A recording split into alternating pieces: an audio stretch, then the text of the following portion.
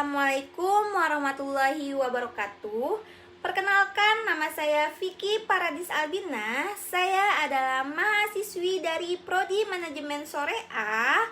Di sini saya membuat video guna untuk memenuhi tugas 1 mata kuliah Statistik Bisnis dengan dosen pengampu Ibu Irvia Eriza SPDI MPD. Di kesempatan kali ini saya akan membahas terkait materi statistika non-parametrik. Uji chi-square untuk uji goodness. Uji kecocokan atau goodness of fit test. Hipotesis nol merupakan suatu ketentuan tentang pola yang diharapkan dari frekuensi-frekuensi dalam kategori-kategori tertentu. Pola yang diharapkan harus sesuai dengan asumsi atau anggapan atas kemungkinan kejadian yang sama dan bersifat umum. Uji kecocokan atau goodness of fit membandingkan antara frekuensi observasi dengan frekuensi teoretis atau harapan. Apakah frekuensi hasil observasi menyimpang dari frekuensi harapan? Jika nilai atau chi-square kecil, berarti kedua frekuensi tersebut sangat dekat, mengarah pada penerimaan kepada hipotesa nol atau HO. Penetapan hipotesis awal dan hipotesis alternatif. H0 adalah frekuensi setiap kategori memenuhi suatu nilai atau perbandingan. H1 adalah ada frekuensi suatu kategori yang tidak memenuhi nilai atau perbandingan tersebut. Penetapan derajat kebebasan atau DF. Dalam uji kecocokan, model derajat kebebasan atau DF sama dengan jumlah kategori dikurangi jumlah estimator yang didasarkan pada sampel dan dikurang 1. Yang dimaksud estimator parameter adalah parameter yang diperkirakan nilainya karena nilai parameter tidak dapat secara tepat ditentukan berdasarkan data sampel yang tersedia. Jika dirumuskan menjadi DF sama dengan K min M min 1, dengan K sama dengan jumlah kategori data sampel, dan M sama dengan jumlah nilai-nilai parameter yang diestimasi. Nah, di slide ini ada uji keselarasan. Uji keselarasan bertujuan untuk mengetahui apakah distribusi dari hasil-hasil yang teramati pada suatu percobaan terhadap sampel mendukung suatu distribusi yang telah dihipotesikan pada populasi. H0 sama dengan populasi yang sedang dikaji memenuhi atau selaras dengan suatu pola distribusi probabilitas yang ditentukan.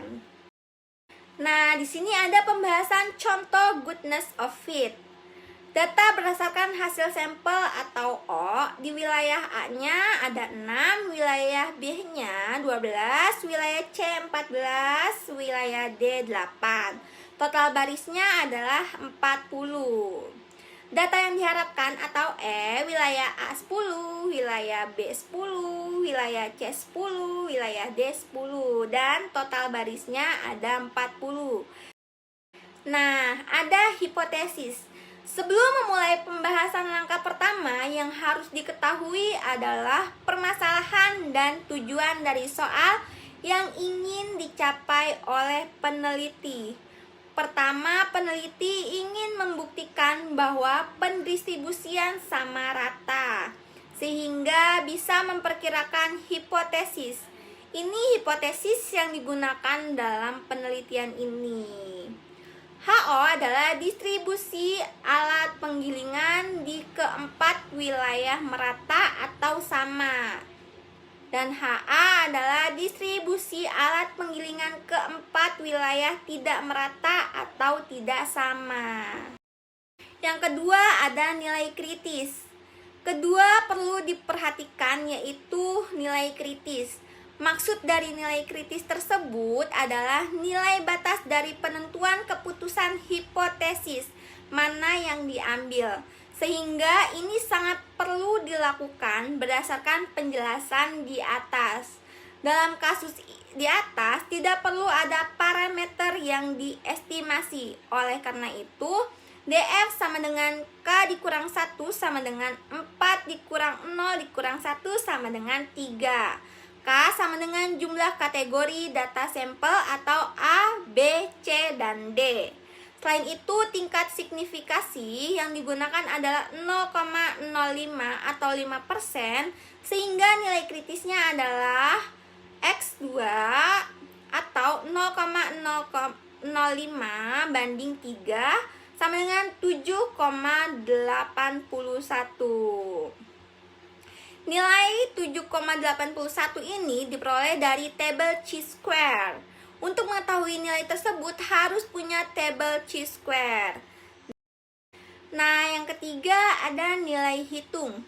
Nilai uji statistik atau X2 hitung diperoleh dengan cara sebagai berikut, seperti pada materi sebelumnya dalam uji chi-square.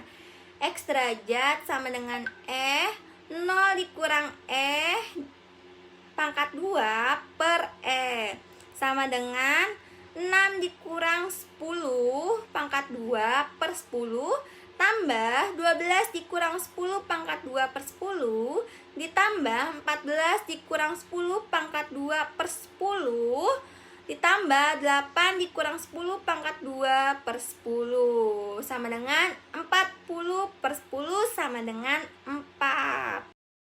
Chi kuadrat untuk uji normalitas. Uji Chi kuadrat digunakan jika ukuran sampel N lebih besar 30. Metode Chi kuadrat atau uji goodness of fit distribution normal menggunakan pendekatan penjumlahan penyimpangan data observasi tiap kelas dengan nilai yang diharapkan. Langkah-langkah pengujian. Nah, di sini ada rumusan hipotesis. H0 sama dengan sampel berasal dari populasi berdistribusi normal. H1 sampel tidak berasal dari populasi berdistribusi normal. Alfa atau taraf nyata. Data disusun dalam distribusi frekuensi. Nah, di bawah ini ada contoh statistik uji. Kalian bisa melihat sendiri ya. Persyaratannya yang pertama, data tersusun berkelompok atau dikelompokkan dalam tabel distribusi frekuensi. Yang kedua, cocok untuk data dengan ukuran sampel N lebih besar 30. Yang ketiga, setiap sel harus terisi dan yang kurang dari 5 digabungkan.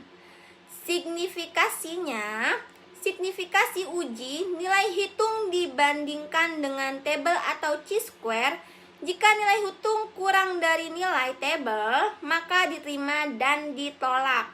Jika nilai hitung lebih dari nilai tabel, maka ditolak dan diterima.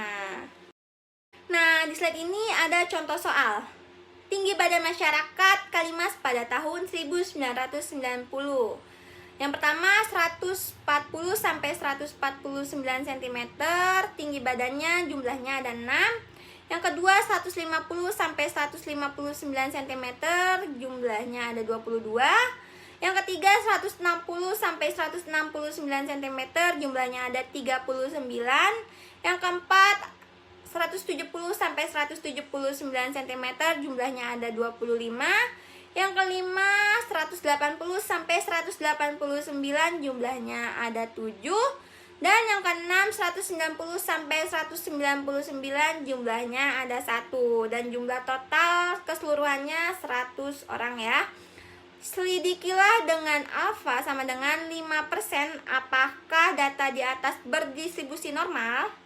Jawabnya H0 sama dengan data berdistribusi normal, H1 sama dengan data tidak berdistribusi normal, alfa sama dengan 5% sama dengan 0,05. Nah, di slide ini ada contoh penyelesaian untuk di tabelnya. Kalian bisa perhatikan sendiri ya teman-teman untuk penyelesaian tabelnya ini. Jadi rata-ratanya itu 165,3 dan S-nya itu 10,36. Nah, di slide ini ada statistik uji. Kalian bisa melihat sendiri ya teman-teman contoh statistik ujinya atau perhatikan sendiri. Jadi, alfa sama dengan 0,0,5, DB sama dengan K dikurang 3 sama dengan 6 dikurang 3 sama dengan 3. Maka berdasarkan tabel 3 sama dengan 7,81.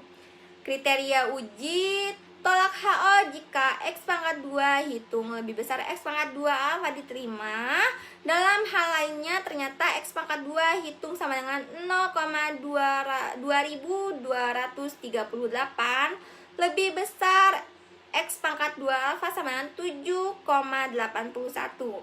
Jadi HO diterima, artinya data di atas berdistribusi normal. Nah, di slide ini ada C kuadrat untuk uji independensi. Uji chi-square adalah alat uji statistik yang digunakan untuk mengetahui apakah dua variabel memiliki hubungan secara signifikan.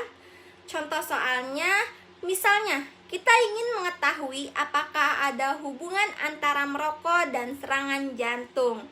Desain hipotesisnya adalah H0 sama dengan tidak terdapat hubungan antara merokok dan serangan jantung. H1 terdapat hubungan antara merokok dan serangan jantung. Data tabel berikut merupakan data cross-tab antara merokok dan terjadinya serangan jantung, atau data yang digunakan adalah data fiktif. Dapat kita katakan ada 49 orang yang merokok dan dia terkena serangan jantung. Nah, kalian bisa melihat sendiri ya teman-teman untuk tabelnya. Jadi tabel di atas kita disebut dengan observed count. Selanjutnya kita hitung tabel expected count dengan cara seperti berikut ini. Nah, kalian bisa melihat sendiri ya tabel yang kedua dari yang merokok dan tidak merokok, yang terkena serangan jantung dan tidak terkena serangan jantung. Dengan demikian, kita akan memperoleh tabel expected count seperti berikut ini. Nah, di slide ini ada tabel expected count yang merokok 45,45, yang terkena serangan jantung ya, yang tidak terkena serangan jantungnya 53,54, dan tidak merokoknya yang terkena serangan jantung 27,54 dan tidak terkena serangan jantung 32,4. Statistik uji X pangkat 2-nya. Setelah itu kita hitung nilai X pangkat 2-nya. Kalian bisa melihat sendiri ya di contoh bawah ini. Dengan DF sama dengan row dikurang 1 atau kolom dikurang 1 sama dengan 2 dikurang 1. Dan 2 dikurang 1 sama dengan 1 didapatkan X pangkat 2 tabel 3,841.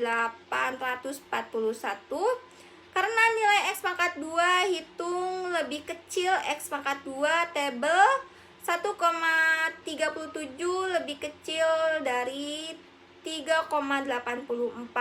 Maka terima HO. Sehingga dapat disimpulkan bahwa tidak terdapat hubungan antara merokok dan terjadinya serangan jantung. Sekian pemaparan materi dari saya. Mohon maaf jika ada kekurangan atau pengucapan kata yang salah. Pasti banyak sekali pengucapan kata yang salah. Saya mohon maaf. Kurang lebihnya saya ucapkan terima kasih. Wassalamualaikum warahmatullahi wabarakatuh.